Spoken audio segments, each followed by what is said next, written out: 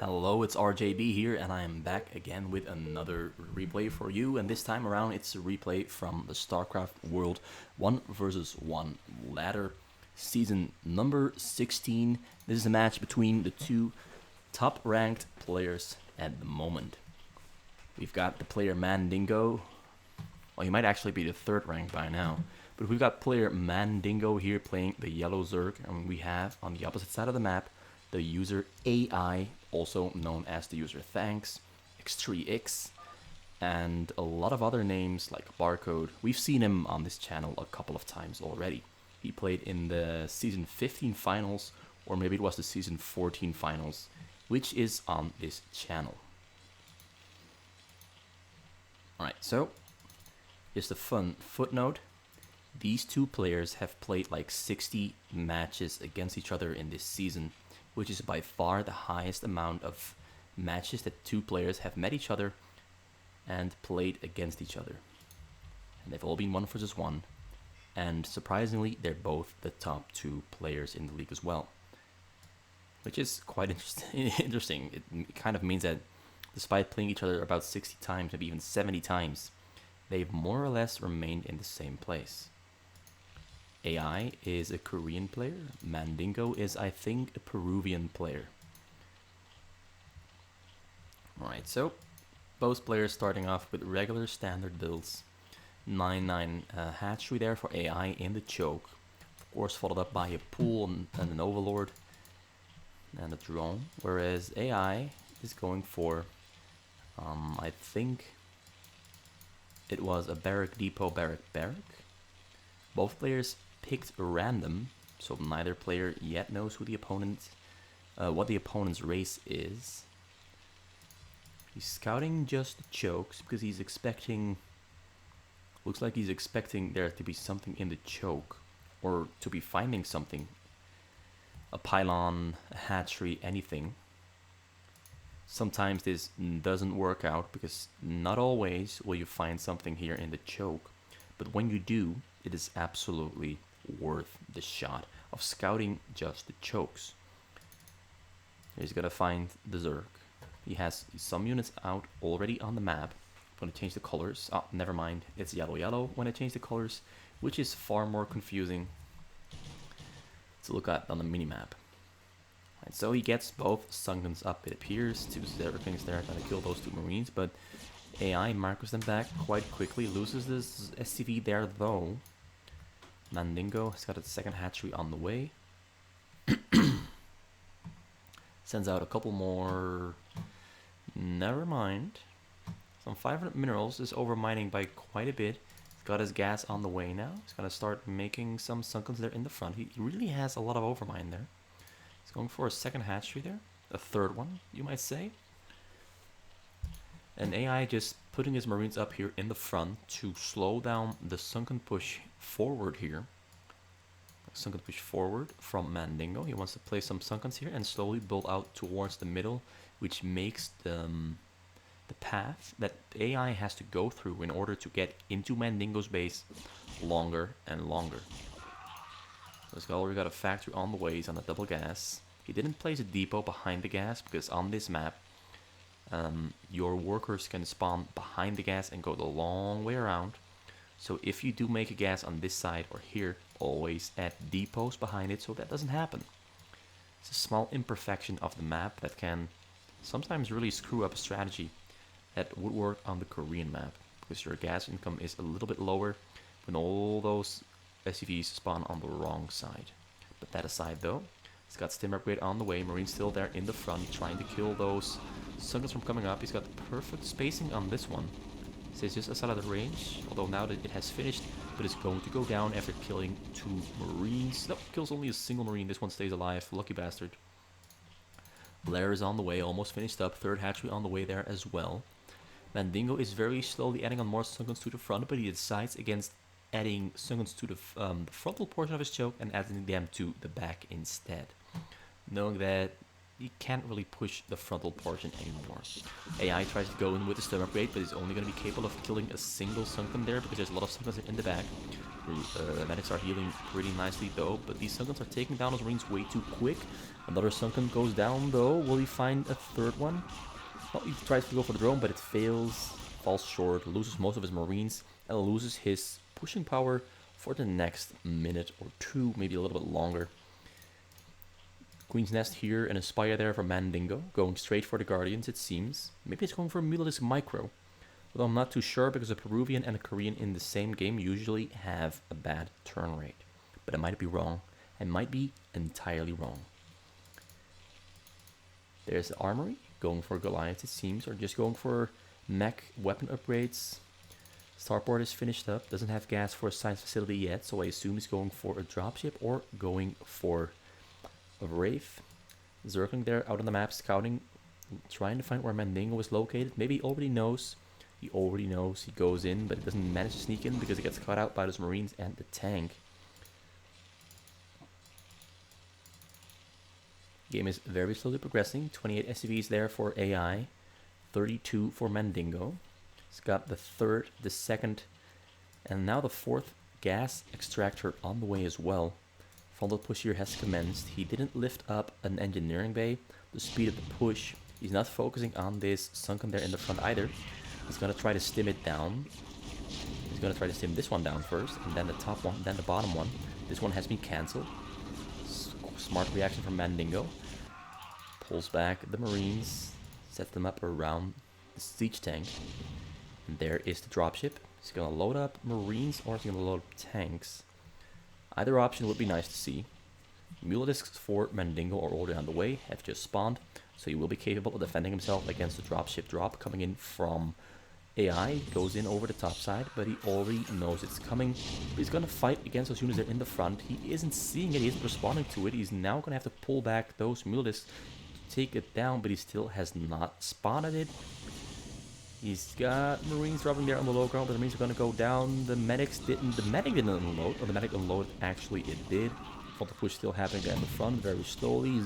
He's now taking care of those Marines there, dropped on the low ground right above the minerals. He's got the Greater Spire already on the way. Does AI have anti-air yet? No Goliaths there. He's got a Valkyrie on the way. Valkyrie has no, first Valkyrie got no science facility. Never mind. I am blind. He does have one. Starport there on the way as well. Feels, he was going to try to sneak by, but he decides against it because he remembered that there's Mulidiscs already there in the base that can stop that sneak by. So instead, he's going for the very steady and solid push and slowly starts balling up his units so that he can defend himself against that impending attack from Mandingo, who's planning on going in for the counter once he has those Guardians and has bought himself enough time with the retreating Sunken spread. Sunken spread is entirely intended to buy time, make it harder for the Terran player to get into that base with the tank push. I do think AI could have gotten in a little bit quicker if he had constructed an engineering bay and hovered it over on top of the Sunkens to help him push and extend the tank range, because a tank can shoot farther than its sight range is. So it's always useful to lift up something that can look a little bit further into the back. So 827, the Guardians are queued up, and AI is forcing his way in, taking down all those Sunkens that are in the front with the help of the tanks and the Marine Stim upgrade and the range as well. There comes the Valkyrie, goes in, is going to focus on those Guardians, but it won't kill those Guardians in time. Two Scorches there in the mix as well, take down the Valkyrie. Marine Stimming up behind the minerals, takes down, focusing down the Sunkens. Sunkens will not finish up in time, but the Guardians do. Guardians now clearing out the Marines. Marines being pulled back to the tanks. Tanks have to unsiege and retreat back to base. Valkyrie went down, so no anti-air ready. Well, actually, he has 3 Valkyries in his base. Sends them out in the middle of the map. Add on 2 command centers to boost his economy. He's got weapon upgrades for ships on the way as well. Not for ground, but for ships. And tanks are being cleared out. He didn't unsiege them and pull them back. But the Valkyries eventually do save the day in conjunction with the Marines, stimming down those Guardians. Guardians retreating very, very, very deep back into their own base. But there come the Scorches, taking down 2 Valkyries. No, a single Valkyrie went down and actually microed those Valkyries back really nicely. But the Marines there going down to those Sunkens, the Guardians, and the Hydralisks.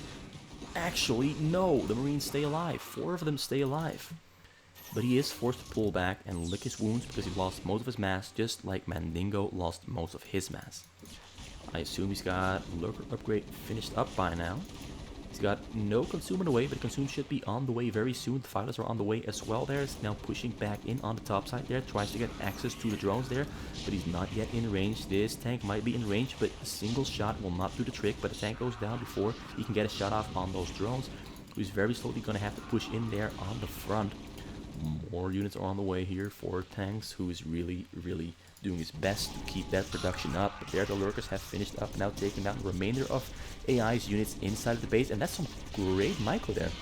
That's some really nice micro. There's a specific micro trick. If you control micro backwards just in time with your Valkyries, you can make them do the V shape and have them keep attacking. And while moving away from the target they were attacking. That is what AI did right there just now. And I honestly think it's one of the nicest looking micro things that actually has some use. So yeah, more Valkyries on the way, but he's pulling back all of his Marines back to his choke because he wants to regroup, lick his wounds, and start battling up another mass to prepare for Mandingo's impending, well, no longer impending frontal attack. He did lose a couple of drones there to the tank, I think, or maybe to the maybe he lost them to the Marines a little bit earlier. Anyway, he's got his Consume up and ready. He's got a couple of Defilers, a couple of Lurkers there as well. But AI has been doing a great job in clearing out all those Overlords there on the top side, which got Mandingo supply stuck and forced him to spend a lot of minerals on those Overlords. His drone count on the minerals is also quite low, so he really has to start adding on drones. He's adding on 8. It's going to be a slow process to regain his economy, as opposed to AI, who's now on 64 SCVs, got his economy up and running, is adding more gas, he's adding all the armories for upgrades for air and ground, and adding on starports, factories, everything that he needs, he's adding it on, and he's preparing himself for a big ball of units to start pushing the front of Mandingo once again. But Mandingo might not be planning on giving AI all the time that he needs. Although, once again, he's sending out Valkyries down to the bottom side, clearing out every single portion of the map where Mandingo could have his Overlords to force Mandingo to be supply stuck. But the frontal attack now happening here. Filer is there on the way, but both the fighters are going to get radiated, I'm sure. Actually, he snipes both of them. He still does get a single Dark Swarm down, but that was a great frontal forward movement before the Lurkers burrowed up to snipe both the fighters with the Stint Marines. And Mandingo was a little bit slow on the Dark Swarm, a little bit slow on the burrow, so it all worked out really nicely. The Filer did spawn, but it might not arrive on the scene in time. It might not have energy to throw up that new Dark Swarm. Actually, it does have energy for a Dark Swarm, but it's not being moved up to the front because he's got two vessels there in the back waiting for the Defiler to walk up so he can start radiate the Defiler and prevent the Dark Swarm from happening. He's now throwing out a scan as well. Well, he's just scanning the middle there, keep himself informed on how many Lurkers, how many units, where they are, and whether he can move out or not. Throws out another scan so he can see them and doesn't walk into them. And the push starts. Thanks is quite big, 73 SCVs, 150 supply, meaning half of his supply is units. He's got 3 vessels, more vessels are no. He's going for ghosts and going for a nuke because he wants to prepare himself for that inevitable Lurker swarm blocking off the entrance. This is what we're seeing right here. He blocks off the entrance, and now it's going to be a very tough task for AI to push through those Lurkers. Unless, of course, he manages to radiate all those Defilers, but those Defilers are behind the spores. It makes it harder to get onto those Defilers with the vessels, because the vessels might just die before they can get their radiate off. So 2 options that AI has here right now is, as I mentioned before, the nuke on the Lurkers to clear out the Lurkers below the Dark Swarm, and then very quickly unsiege, stim up his units to the front and siege up his units under the Dark Swarm before new Lurkers can set up shop under the Dark Swarm. Another option he has is going from the top side and nuking from the top side, which is called spot abusing. which is honestly my one biggest gripe with this match. I absolutely hate it. So there he goes in with the Valkyries that have been radiated. Manages to pick up a couple of drone kills, but most of the drones get burrowed here by Mandingo. He burrowed about 30 of them, maybe a little less. It does hurt his economy to be forced to burrow them, but it's better than losing all of the drones that he has. So yeah, he's setting up the nuke from the top side. A really lame move, really lame. You can even just move in through the front here because there's no... He didn't throw up a new Dark Swarm, but he's completely focused on trying to get that nuke up on the top side there and trying to set up his units. But the nuke has not yet finished, it is still on the way. But if AI is a little bit perceptive, he might have noticed it before it came back up, but he didn't notice it. So this Dark Swarm comes back up and Mandingo buys himself more time. But Mandingo really has to start taking care of those units there on the top side. He can see them now. He sees the tanks sieging up. The ghosts were just outside of the range of that Overlord there. So AI starts the spot abuse. But Mandingo might just be in time with taking care of the spot abuse there. Never mind. More spot abuse coming in. Valkyries with radiate on them. Going straight for those drones. Drones being burrowed up, but didn't burrow up all the drones in time. So a couple of drones do go down.